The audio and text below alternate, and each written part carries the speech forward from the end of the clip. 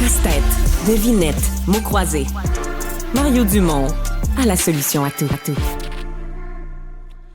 Justin Trudeau qui a annoncé hier son départ, ça a été évidemment la grosse nouvelle, mais surtout ça lance toute une saison politique qui sera différente et la nécessité pour le Parti libéral du Canada de se trouver un nouveau chef tout en continuant à gouverner l'État parce que, bon, avec l'arrivée de Donald Trump, on s'entend qu'il y a des enjeux majeurs à l'horizon.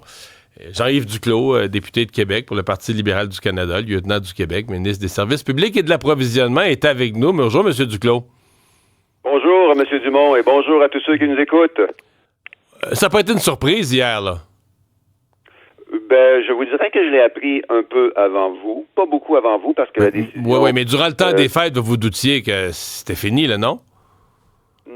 Non, je pense que M. Trudeau avait besoin d'un petit peu de temps pour prendre une décision qui allait être très difficile, parce que M. Trudeau est un batailleur, c'est un boxeur qui a toujours voulu se battre pour le Canada et pour les Canadiens. Il avait encore l'énergie et la volonté de le faire, mais dans un combat comme celui-ci, il devait le livrer avec la majorité, du moins la très grande majorité du caucus du pays.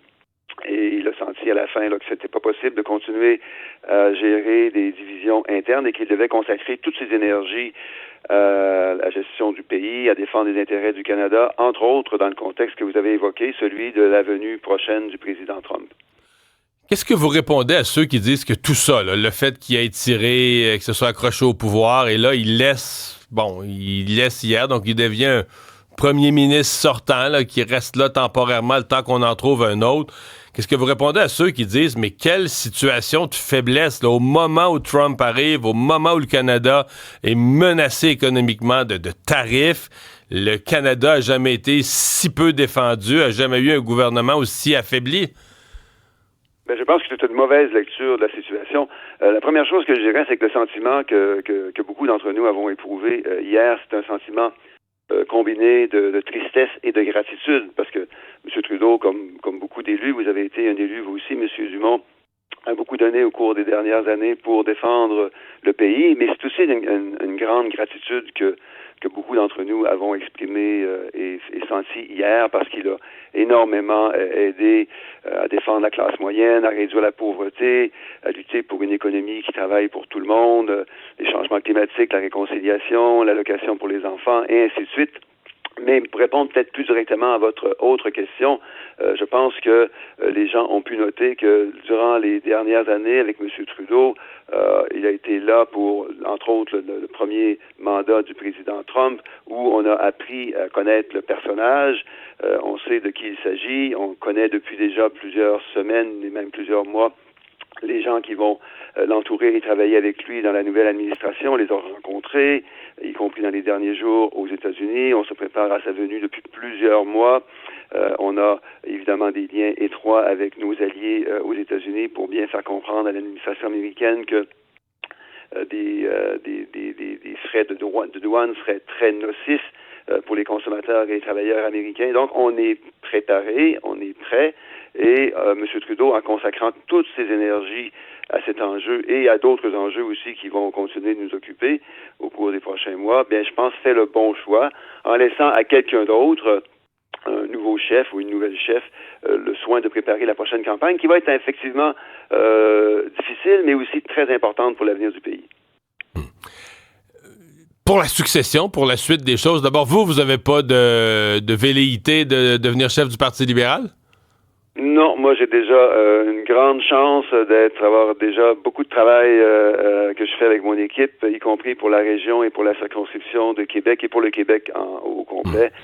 Comme lieutenant, comme député, comme ministre, je suis je dirais, bien occupé et bien satisfait des responsabilités que j'ai. Et je sais que dans l'équipe de candidats qui va se présenter éventuellement, il va y avoir un excellent ou une excellente chef pour prendre la relève. Allez-vous appuyer quelqu'un, vous? Est-ce que c'est votre intention aujourd'hui? Est-ce que votre intention, c'est d'être dans un camp, là? Oui, ce sont des questions légitimes que vous posez. Il faut toutefois aller par étapes. La première étape là, que les gens attendent, évidemment, c'est l'indication de la part du parti de quelle manière les règles vont établir le processus à suivre pour choisir un chef. Donc, une fois que ce processus sera connu, davantage de gens pourront se prononcer à la fois sur s'ils vont être candidats ou s'ils vont appuyer les candidats déclarés. Est-ce que dans votre esprit, est-ce que vous voyez le prochain chef dans le Conseil des ministres actuel? Écoutez, je pense qu'il va probablement y avoir des candidats qui sont déjà ministres. Il va y en avoir qui ne sont pas ministres, qui ne sont pas députés, des gens à l'externe comme des gens à l'interne, ce qui est une très, très bonne nouvelle parce que pour le parti et encore plus important pour le pays, nous allons devoir et vouloir, comme citoyens, avoir un vrai choix. Lors des prochaines élections, il va y avoir une polarisation évidente entre les deux options principales, celle de M. Poilievre, qu'on connaît très bien, l'insulte, le mépris, le chaos, et une option plus positive, qui n'est pas toujours facile à mettre en place, qui est celle de travailler respectueusement avec les autres niveaux de gouvernement, avec les autres parlementaires, avec tous les Canadiens qui ont envie de faire du Canada non seulement le meilleur pays au monde, mais un pays encore meilleur. Bien, on va surveiller tout ça. Jean-Yves Duclos, merci. Merci beaucoup et bonne journée à tout le monde.